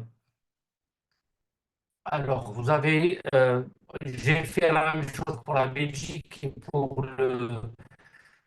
pour les Pays-Bas, mais également, j'ai donné une petite indication du coût de la vie à Bruxelles. Alors, vous pouvez faire la comparaison avec le Maroc. Repas, restaurant bon marché, 18 €. Repas pour deux personnes, 80 €, trois plats, milieu de gamme. Macmeal chez McDonald's, alors 11 €, etc. Donc, vous avez marché, vous avez le lait, 1,39 €. Vous avez biche de pain blanc frais, etc. Vous avez le riz. Et là également, vous avez le lien, parce que la liste est beaucoup plus importante que ça. Vous avez en fait plein de produits, même pour acheter une voiture, le loyer et tout. Alors, si on y fait un petit tour rapidement, juste pour voir de quoi il s'agit, vous pouvez même convertir ça en dirham si vous voulez. Hein. Ça vous donne la possibilité de choisir le dirham pour avoir une idée sur le coût en dirham, si vous voulez. D'accord? Donc, alors, en dirham. Et bien entendu, se convertit le tout en coût en dirham. Alors, ça prend un peu de temps là pour charger. Vous avez ici, vous avez repas, restaurant bon marché, etc. Et vous avez pratiquement tout. Vous avez paquet de 20 cigarettes, transport, billets aller simple, combien ça coûte, passe mensuel, etc. Les charges mensuelles, si vous louez. sport et loisirs, d'accord, pour acheter un appartement, etc. Et vous avez ici la répartition faite des dépenses d'un ménage. Donc, et ça, c'est en fait une mise à jour, euh, je dirais quotidienne, ou quasi quotidienne, de ces indices suivant en fait un panel qui est consulté sur place euh, par. Vous avez un panel de 1484 personnes qui entrent ces données. Donc, en fonction de ce qu'ils achètent, en fonction de quand même, c'est quand même du sérieux. Alors, aux Pays-Bas, la même chose, vous avez les salaires, vous avez également le coût de la vie, également pour pratiquement tout, hein, le lait, tous les produits en fait, dont on a parlé tout à l'heure, vous les avez ici. Alors, les aspects culturels et conseils pratiques, et je terminerai sur ça pour respecter le temps qui m'a été imparti. Donc, aspect culturel, en fait, je n'ai pas trouvé mieux que ce modèle de Geert Hofstede, qui est lui-même néerlandais, qui est décédé l'année dernière hein, à Haarlem, tout près d'Amsterdam, qui a étudié plus de 70 pays dans le monde sur le plan culturel et il a proposé en fait un tableau qui permet de comparer les pays par rapport à 6 dimensions. Alors, première dimension, c'est la distance hiérarchique. Alors, vous voyez que le Maroc est ici. Hein, vous avez la distance hiérarchique qui est beaucoup plus creusée au Maroc qu'il ne l'est dans les autres pays. Donc, il y a la Belgique qui commence un peu du fait du cosmopolitisme, qui commence à ressembler à ce que nous avons dans le pays. Distance hiérarchique également qui commence à se poser. Par contre, au Luxembourg et surtout aux Pays-Bas, la distance est beaucoup moins creuse. Il n'y a pas une grande distance par rapport entre les employés et le patron. Donc, distance hiérarchique également au niveau de la société. Donc, il n'y a pas cette grande distanciation au niveau des couches sociales, au niveau des entreprises, au niveau de l'administration, etc. Alors, l'individualisme versus collectivisme. Donc, vous voyez que le Maroc score 24 sur 100. Ça veut dire que les Marocains sont beaucoup moins individualistes et ils sont beaucoup plus collectivistes. Parce que pour le Marocain, il y a la famille, il y a la communauté, etc. Alors que pour les Hollandais, hein, c'est 100 sur 100, hein, ils sont individualistes 100%, chacun pour soi. Donc, ce sont des gens qui incarnent l'individualisme à perfection. Donc, vous avez en Belgique 81%, au Luxembourg 60%. Alors, motivation vis-à-vis du succès et des réalisations. Alors, on a la Hollande qui score le moins possible parce que pour une raison bien simple, c'est que on n'a pas à se demander si on est motivé ou pas aux Pays-Bas. Chacun a un devoir qu'il doit remplir, il en est conscient, il le fait. Vous lui dites, est-ce que vous motivé pour le faire? Il vous dit, je dois le faire. Donc là, comme disait Philippe Thierry-Barne, l'ancien directeur du Centre national de recherche scientifique, CNRS, en France, il a dit qu'il y a une logique de consensus qui prévaut aux Pays-Bas. Une logique de consensus. Donc, qu'est-ce qu'on fait? Ça n'est pas la motivation qui compte, ça n'est pas ta motivation qui compte, c'est la motivation du groupe. D'où ce score, en fait, la personne, quand elle travaille en équipe, elle fait partie de l'équipe. Voilà. D'accord? Alors, on a ce qu'on appelle l'évitement de l'incertitude. Alors, quand une société se sent menacée, il cherche à légiférer, il cherche à sortir des lois, des règlements, des décrets, etc., pour tout contrôler, pour pratiquement tout contrôler. Alors que lorsque la société ne se sent pas menacée, ce sont les coutumes, ce sont les comportements multilatéraux qui vont prévaloir. Alors ici, on voit qu'en Belgique, il y a un souci de préserver l'identité nationale, donc de sortir des lois, de sortir des règlements, de sortir des... et d'ailleurs, en fait, c'est un peu l'effet peut-être aussi de la Commission de Bruxelles qui se trouve à Bruxelles. Donc les Belges, comme les Français d'ailleurs, lorsqu'on essaie de se comparer par rapport aux Français, on va trouver qu'il y a des lois pour des choses parfois qui nous paraissent futiles. Mais il y a des lois, tout est encadré. Donc, chaque fois que l'on va quelque part, il y a des normes, il y a des choses qu'on doit respecter, il y a des règlements, etc. Alors au Maroc, on est au milieu. Donc il y a ce qu'on appelle au Maroc ce qu'on appelle l'urf, ou les coutumes, les us et coutumes, mais il y a également les lois, il y a des décrets et tout, mais on ne cherche pas quand même à tout verrouiller. Alors, orientation long terme. Donc, on voit que les Hollandais, les Néerlandais sont tournés planification à long terme.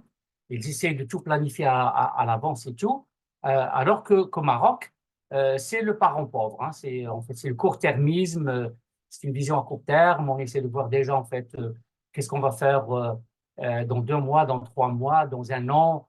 Et bien entendu, ça a été exacerbé par l'incertitude galopante qui caractérise l'environnement d'aujourd'hui. Donc, l'orientation à long terme est beaucoup plus marquée aux Pays-Bas que. Et vous allez le voir d'ailleurs, quand vous êtes en train de négocier avec des Néerlandais, ils vont vous demander de fixer des objectifs à long terme. Donc, il faut quand même respecter ça parce que ça fait partie de leur culture. Et on a la sixième dimension qu'on appelle, que Geert Hofstede appelle indulgence. Alors, l'indulgence, Geert Hofstede fait la distinction entre deux types de sociétés. Les sociétés qui sont caractérisées par une grande retenue et les sociétés ouvertes.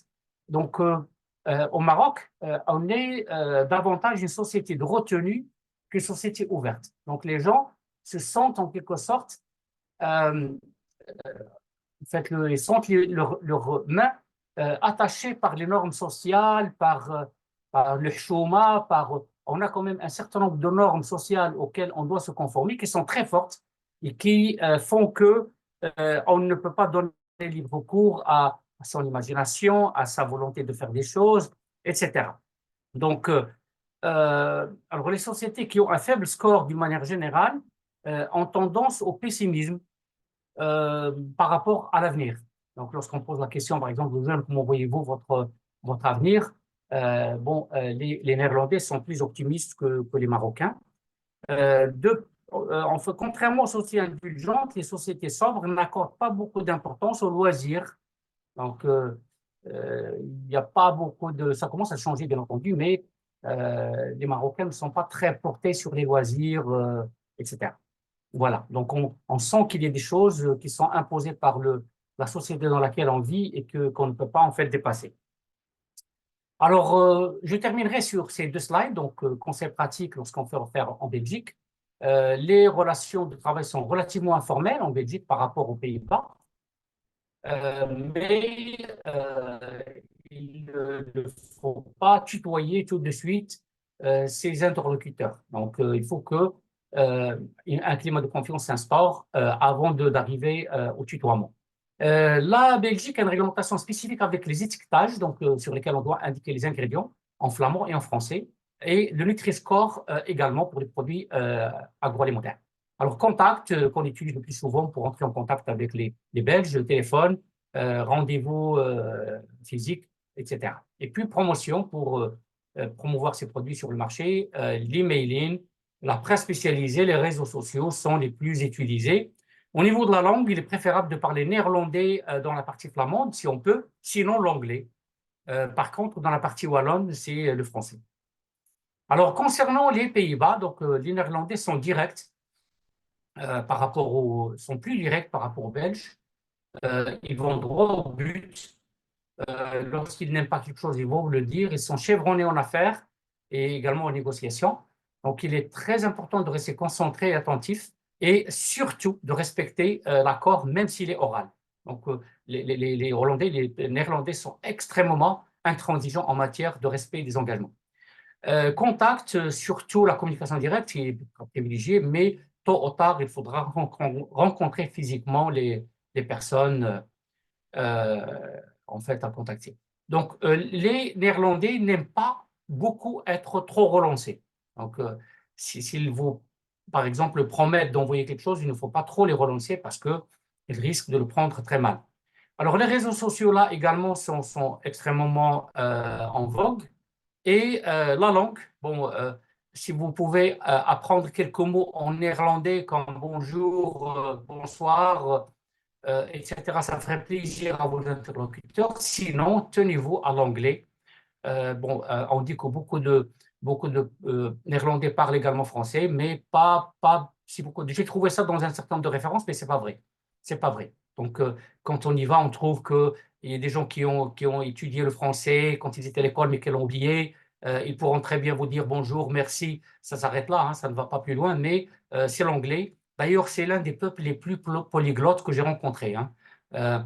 Le néerlandais moyen parle néerlandais, allemand et anglais, au moins. Sinon, on trouve aussi une quatrième langue, soit l'espagnol, soit le français. D'ailleurs, je vous ai dit que comme les Pays-Bas étaient sous domination espagnole, il y a beaucoup quand même d'affinités avec l'Espagne. Donc, beaucoup de gens choisissent pour quatrième langue l'espagnol. Mais la plupart, la grande majorité des gens parlent néerlandais, allemand et français, et anglais. Voilà, bon, j'espère que il est exactement un peu plus de 16h30. Donc, un petit débordement dont je m'excuse auprès de Seb Hassan. Et voilà, c'est ce que j'avais à vous dire rapidement. Je m'excuse en fait de la vitesse parce que j'ai dû courir pour couvrir la matière, puisque normalement chacun de ces pays mérite à lui seul un webinaire complet. On se serait permis d'entrer un peu dans les détails, un peu plus dans les détails, mais j'espère quand même que les messages que j'ai transmis sont passés. Donc, merci de votre attention. Ici, il y a des questions. Je suis à vous. Merci beaucoup, Ibrahim, pour cette richesse d'informations, bien que, comme vous l'aviez dit, il y a trois pays qui mériteraient d'être traités chacun en un webinaire spécifique. Mais vu que c'est un groupement, donc on a préféré donc les réunir tous les trois. Donc, j'invite nos chers participants, si vous avez des questions à poser à Ibrahim Allali, n'hésitez pas. Vous avez un espace dédié pour les questions. Si vous voulez poser une question directe, merci de lever la main.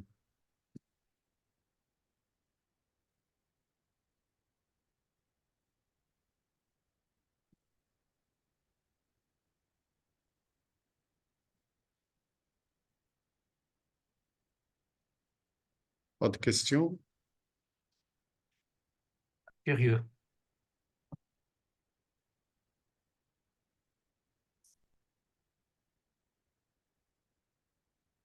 Je pense que tout a été clair. Donc, Ben, tant mieux. Alors, à partir de, je ne sais pas quand est-ce que vous allez mettre cette présentation sur le site de la SMEX, à partir de demain, mais je vais vous l'envoyer ce soir même. Donc, bon, à vous de.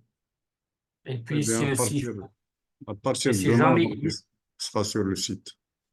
très bien. Et si jamais il y a une question, vous avez à la fin de la présentation, vous avez mes coordonnées, vous pouvez me contacter, puis je me ferai un plaisir de répondre à votre question. Bien, il y a une question qui est postée. Quelle est la meilleure stratégie pour accéder au marché? Je pense que elle a développé tout ça dans sa présentation. Ben, j'ai développé tout ça et puis bon, pour développer une véritable stratégie marketing, bien entendu, ça devrait être l'objet de de toute une formation. Mais rapidement, en fait, je pourrais vous donner quelques éléments de réponse. Alors d'abord, il faut s'adapter au marché, hein, qu'il ne faut pas présumer que le marché néerlandais n'est pas si loin du marché français sur lequel nous exportons déjà et nous connaissons les comportements d'affaires des Français, donc ça devrait être la même chose à peu près. Non. Alors les Néerlandais sont tout à fait différents des Français, ça d'une part. C'est un marché qui a ses propres réglementations, ses propres spécificités. Donc c'est un marché, comme je vous l'ai dit tout à l'heure, qui est preneur de beaucoup de produits, même si ces produits ne sont pas destinés au marché de consommation, au marché local, puisque la plupart des gens qui importent des produits de pays comme le Maroc euh, cherchent à les exporter ailleurs.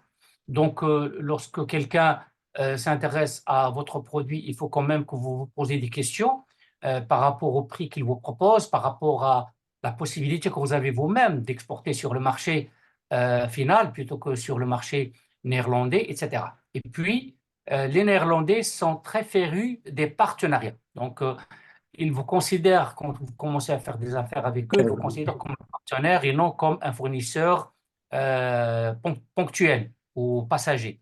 Oh. Donc, il faut que vous puissiez construire cette relation partenariale sur une confiance mutuelle. Et puis, je l'ai dit tout à l'heure, les Néerlandais sont très directs au niveau de leur communication. S'ils ne sont pas contents, ils vont vous le dire. S'ils aiment quelque chose, ils vont vous le dire. Et ils sont intransigeants en matière de respect des délais. Alors, ne vous engagez pas sur des délais, à moins que vous soyez certain à 100% que vous allez pouvoir les respecter. Autre chose, en fait, que j'ai dit au tout début de la présentation, c'est que c'est un marché qui est une portière ou une portique vers d'autres marchés. Donc, ne vous contentez pas uniquement de vendre des produits qui sont destinés au marché néerlandais. Alors, visez le marché scandinave à partir les Hollandais. Votre partenaire hollandais pourra beaucoup vous aider. Alors, en fait, je ne devais pas dire hollandais, hein, mais aujourd'hui, ils sont utilisés comme synonyme, hollandais et néerlandais. Donc, utilisez votre partenaire néerlandais comme relais pour qu'il puisse vous aider à ouvrir le marché scandinave.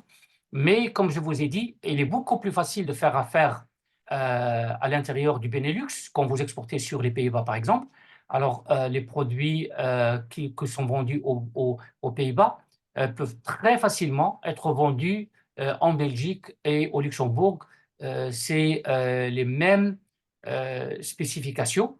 En fait, déjà, lorsque vous mettez votre produit, votre étiquette en français et en flamand, en néerlandais, vous avez déjà 98% de chances que tout le monde vous comprenne. Même les...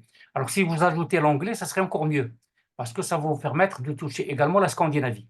Alors, quand vous êtes en train en fait, de faire le design de l'emballage de vos produits, ayez ces éléments présents à votre esprit. Est-ce que votre produit, vous le voyez uniquement sur le marché néerlandais ou est-ce que vous ambitionnez d'entrer d'autres marchés également limitrophes comme la Belgique, le Luxembourg, voire l'Allemagne aussi, et la Scandinavie.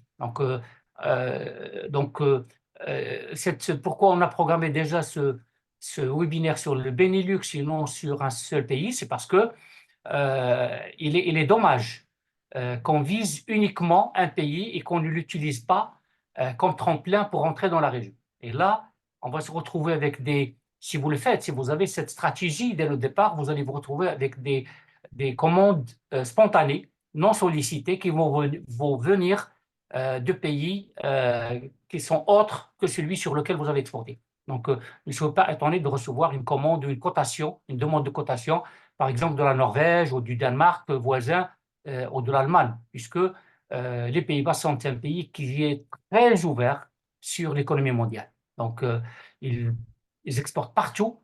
D'ailleurs, si vous lisez un peu dans l'histoire, les Hollandais ont occupé, ont colonisé un certain nombre de pays qui sont extrêmement lointains. J'ai parlé tout à l'heure du Suriname. Il y avait également des pays il y avait une partie de l'Indonésie, il y avait une partie des Philippines, il y a des pays en Asie, en Amérique latine, etc., qui ont été colonisés par les Hollandais. Donc, ce sont des gens qui sont très commerçants, très portés sur le commerce international. Essayez de profiter de cette relation partenariale que vous construirez avec eux pour développer davantage vos exportations dans le monde.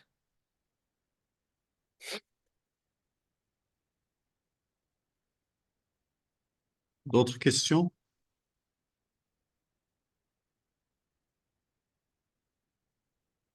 Voilà, je pense qu'on est arrivé à la fin de notre webinaire. Donc, je vous remercie d'avoir été patient donc, jusqu'à cette heure-ci. Et je vous donne rendez-vous le mois prochain avec un nouveau webinaire. Et c'est Ibrahim pour le mot de la fin.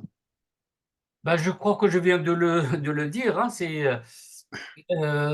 en fait le fait de profiter de l'existence de cette unité économique qu'on considère, comme j'ai dit, comme le labo de l'Europe. D'ailleurs, vous entrez sur le site du secrétariat du Benelux et vous allez trouver EuropeLab, c'est-à-dire le laboratoire d'Europe. Donc, chaque fois qu'il y a une grande question qu'on veut prendre, on la prend d'abord au niveau du Benelux et on essaie de voir ses effets, etc. Et on corrige avant de la généraliser. Bon, la même chose également pour l'exportation. Donc, vous voulez entrer en Allemagne, ça serait une bonne chose que vous essayiez, que vous refassiez vos dents sur le marché du Benelux avant d'aller plus loin. Donc, aussi, un atout important que nous avons par rapport à nombre de concurrents, d'abord la proximité et l'accord d'association avancé que nous avons avec l'Union européenne qui nous aide beaucoup à ce niveau-là par rapport à d'autres concurrents qui n'ont pas ce statut. Mais deuxièmement, l'existence d'une forte diaspora marocaine, que ce soit aux Pays-Bas ou en Belgique, à tel point qu'aujourd'hui, on considère le parler marocain comme l'une des langues qui sont quand même parlées dans le pays et qui commencent à avoir beaucoup d'importance. D'ailleurs, je vous ai dit tout à l'heure que la diaspora marocaine équivaut à 2,5%, 2,4% précisément, au même niveau que la diaspora turque, qui est très connue pour être très hégémonique. Donc, il y a plein de Marocains qui ont des commerces ethniques qui seraient… moi, personnellement, j'ai connu quelqu'un à Hilversum. Hilversum se trouve entre Utrecht et Amsterdam. Hilversum, il y a un distributeur de produits alimentaires marocain, un Rifin, qui a un dépôt de dispatching de produits agroalimentaires sur tous les Pays-Bas. Donc, il est tout près de la gare, hein, que je ne voudrais pas qu'on me donne le nom. En fait, je connais son nom et je connais le nom de son entreprise, mais je ne voudrais pas le donner parce que je ne suis pas censé donner de faire de la publicité à quiconque. Mais si on peut trouver ce genre de commerce ethnique, ça serait une excellente chose parce qu'ils vont beaucoup vous faciliter l'accès à différents circuits de distribution. Voilà. Merci beaucoup et Avec plaisir. à très bientôt. À bientôt et merci à toutes et à tous de votre patience et d'être restés aussi tard. Et comme j'ai dit tout à l'heure, en fait, la présentation sera accessible à partir de demain sur le site de la SMEX. Merci. Au revoir. Merci beaucoup. Au revoir. Bonne soirée. Merci.